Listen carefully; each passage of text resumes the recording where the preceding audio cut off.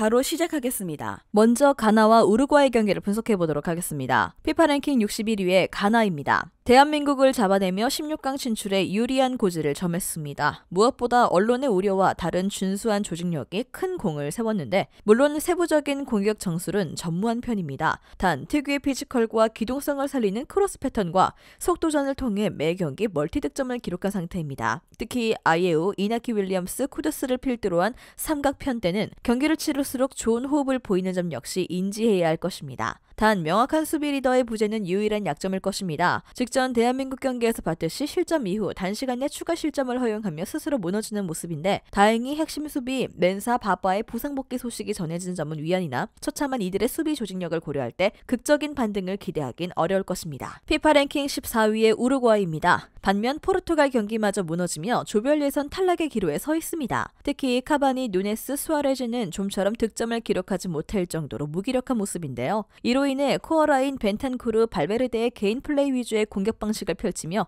득점 생산에 어려움을 겪고 있습니다. 특히 중도 선임한 알론소 감독의 단편적인 전술 기조도 한몫하는 상황이죠. 이번 일정도 충분한 득점을 기대하기 어려울 것입니다. 또한 이번 일정 노쇠화한 수비 라인의 리스크가 여실히 드러날 것으로 보이는데 다득점 승리가 절실한 만큼 다소 적극적인 공격 기조를 펼칠 공산이 큰 상황입니다. 다만 고딘, 히메네즈 등 베테랑 선수들의 느린 주력과 기동성으론 엄청난 기세의 가나를 제어하기 어려울 것입니다. 결코 쉬운 경기 내용이 펼쳐지진 않겠습니다. 물론 전력 차이와 더욱 공격적인 전술 운영을 펼칠 우루과이의 저력을 무시할 수 없습니다. 단 최근 조별 예선에서 보여준 가나의 득점 생산성과 아도 감독의 능동적인 전술 수정 등 결코 이들의 경기력을 배제할 수 없는 상황입니다.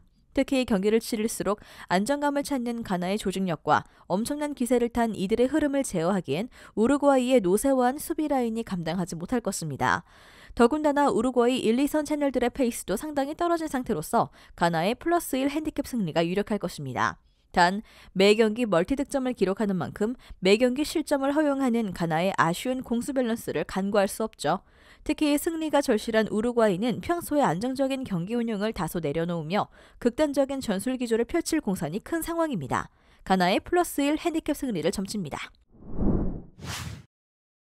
다음은 한국과 포르투갈의 경기를 분석해보도록 하겠습니다. 피파 랭킹 28위의 대한민국입니다. 가나에게 일격을 맞으며 12년 만에 원정 16강 진출에 빨간불이 켜졌습니다. 무엇보다 고질적인 크로스 대응 전략이 발목을 잡은 모습인데 현재 괴물, 김민재, 김진수의 부상 이슈와 코어라인의 체력 저하로 인해 압박 강도는 현저히 약해진 상황입니다. 가뜩이나 중원 싸움이 중요한 이번 일정상 선수단의 에너지 레벨 저하와 기동성 문제가 발목을 잡을 공산이 클 것인데요. 또한 선수단의 처참한 득점력 역시 배제할 순 없습니다. 조규성을 제외 다른 공격진의 위력은 현저히 떨어진 상황입니다.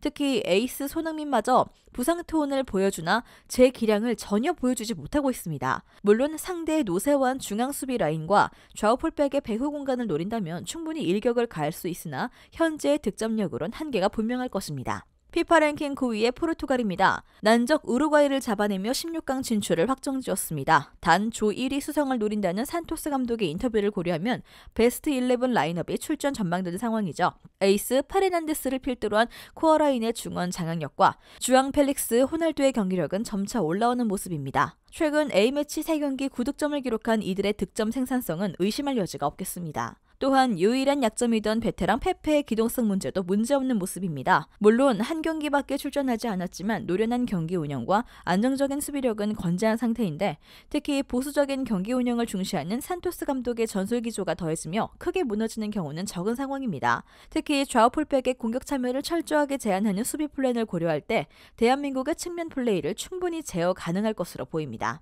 무엇보다 양팀의 극명한 득점 생산성 차이에서 승부가 갈릴 것으로 보입니다. 물론 대한민국은 조규성이 멀티골로 반등에 성공한 점은 위안일 것입니다. 단 에이스 손흥민의 부상 이슈와 다른 1, 2선 자원들의 처참한 득점 지원은 여전할 것이고 특히 코어라인의 체력 저하가 뚜렷한 현 상황을 고려할 때 포르투갈의 주도적인 경기 운영을 좀처럼 제어하긴 어려울 것으로 보입니다. 특히 핵심 수비 김민재, 김진수도 제 컨디션이 아닌 만큼 다소 일방적인 경기 양상이 전망되고요. 단 포르투갈의 노쇠화한 수비 라인을 상대로 대한민국의 빠른 공격 전개는 충분히 위력을 발휘할 것입니다.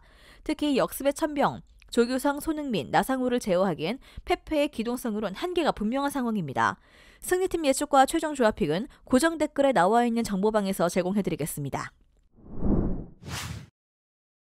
다음은 세르비아와 스위스의 경기를 분석해 보도록 하겠습니다. 피파 랭킹 21위의 세르비아입니다. 카메룬 경기 연속 실점으로 무너지며 16강 진출에 제동이 걸렸습니다. 무엇보다 수비진의 실점 억제력이 발목을 잡는 상황인데 최근 두 경기 5실점을 허용할 정도로 수비 라인은 붕괴된 상태입니다. 이는 다소 공격적인 전술 기조와 아쉬운 수비 라인의 퀄리티론 한계가 분명한 모습입니다. 특히 베테랑 라케티치, 막시모비치의 에너지 레벨과 기동성으론 1차 압박이 전혀 이루어지지 않는 상태입니다. 가뜩이나 승리가 절실한 이번 일정 더욱 공격적인 기조를 펼치다 역공을 당할 공산을 배제할 수 없겠습니다. 단 반등에 성공한 공격진의 활약은 위안일 것입니다. 에이스 밀린코비치 사비치를 필두로 한 유연한 연계 플레이와 해결사 미트로비치를 활용한 제공권 패턴 등 지난 네이션스 리그에서의 활약이 돌아온 모습입니다. 물론 카메룬의 엉성한 수비 조직력을 상대로 득점한 점을 인지해야 할 것입니다. 다만 월드컵에서 득점을 신고한 만큼 무기력하게 무너지진 않을 것으로 보입니다. 피파 랭킹 15위의 스위스입니다. 마찬가지로 브라질에게 일격을 맞으며 기세가 한풀 꺾였습니다. 다만 엄청난 화력을 보유한 브라질 상대로 단 1실점만을 허용한 이들의 수비 퀄리티는 특기할 만합니다. 특히 에이스, 자카, 아칸지를 필두로 한 경관 수비 라인과 태교의 지역 수비 전술은 건재한 상황입니다. 특히 이번 일정 무승부만 거둬도 16강 진출이 확정인 상황 속 더욱 단단한 수비 시프트를 펼칠 것으로 전망합니다. 단 이들의 아쉬운 득점 생산성 문제를 배제할 수 없을 것입니다. 특히 핵심 1선 엠볼로는 좀처럼 상대 수비진을 공략하지 못하며 침묵하는 상태인데 이는 다소 보수적인 경기 운영과 침투 패턴 외에 별다른 공격 플랜의 부재가 발목을 잡는 모양새로 충분한 득점을 기대하긴 어려울 것입니다. 다만 앞서 언급했듯이 적극적인 공격 전술을 펼칠 상대의 높은 수비 라인을 상대로 충분히 일격을 가할 것으로 전망합니다. 물론 득점 생산성에서 앞서는 세르비아의 화력은 다소 염려스럽습니다. 단 브라질 상대로도 최소 실점을 기록한 스위스의 수비 퀄리티에서 차이가 벌어질 것으로 전망되는 상황인데요. 특히 승리가 절실한 세르비아는 적극적인 공격 기조를 유지할 공산이 큽니다. 단 철저한 선수비 후역습 기조를 펼치는 스위스에겐 더없이 좋은 공격 환경이 보장되는 상태로 충분히 의외의 결과를 기대해도 좋을 것입니다. 단 직전 경기에서 살아난 세르비아 공격진의 득점 생산성을 배제할 수 없는 상황입니다. 스위스의 -1 핸디캡 승리를 점칩니다. 마지막으로 카메룬과 브라질의 경기를 분석해보도록 하겠습니다. 피파 랭킹 43위의 카메룬입니다. 세르비아 경기 무서운 후반 집중력을 보여주며 승점 확보에 성공했습니다. 특히 에이스 추머포팅의 인상적인 득점력과 특유의 피지컬을 살리는 크로스 패턴은 건재한 모습인데요. 물론 핵심 2선 은베모 에캄비의 아쉬운 돌파 성공률은 다소 염려스럽습니다. 단 노세화한 상대의 수비 라인과 피지컬적 우위를 살린다면 충분히 저력을 보여줄 것으로 전망됩니다. 단 공격진과 달리 처참한 이들의 수비 퀄리티를 간과할 수 없습니다. 핵심 수비 카스텔리노를 필두로 한 지역 수비 전술은 여전히 엉성한 조직력을 띠는 상태인데 특히 좌우 풀백 콜랭 톨로는 아쉬운 수비력으로 태클 성공률 30% 근처를 웃도는 수준입니다. 가뜩이나 압도적인 화력을 자랑하는 브라질 상대로 실점 가능성을 열어두는 편이 나을 것입니다. 피파 랭킹 1위의 브라질입니다. 까다로운 상대 스위스 경기를 잡아내며 16강 진출을 확정지었습니다. 다만 에이스 네이마르가 부상 이탈한 공격진의 한계는 뚜렷합니다. 1, 2선을 오가며 플레이메이킹과 득점을 책임지는 그의 공백을 메꾸기엔 비니시우스의 역량은 부족한 모습인데 물론 압도적인 선수단 구성과 특유의 개인 기량으로 어떻게든 득점을 책임지나 득점 생산성 저하를 결코 배제할 수 없을 것입니다. 단 이들의 안정적인 실점 억제력은 특기할 만합니다. 핵심 3선 카세미르를 필두로 한 코어 라인의 중원 장악력과 노련한 포백 라인의 수비력은 건재한 모습입니다. 물론 점진적인 로테이션 가동이 예고된 점은 다소 염려스럽습니다. 그럼에도 브레메르, 기마랑이스 등 준수한 3, 4선 채널들을 보유한 탄탄한 스쿼드 구성을 통해 충분히 공백을 메울 것으로 전망됩니다. 물론 점진적인 로테이션이 예정된 브라질의 새로운 선수단 구성은 다소 염려스럽습니다. 단 제주스, 기망랑이스 등 수준급의 선수들이 서브 전력인 만큼 큰 전력 누수는 없을 것으로 전망됩니다. 특히 엉성한 수비 조직력과 공격진 개인 기량에 의존되는 공격 방식으론 브라질 골문을 노릴 수 없을 것이죠.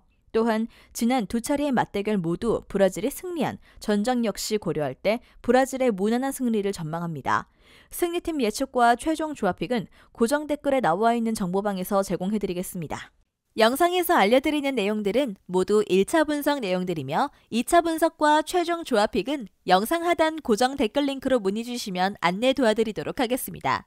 시청해주셔서 감사합니다.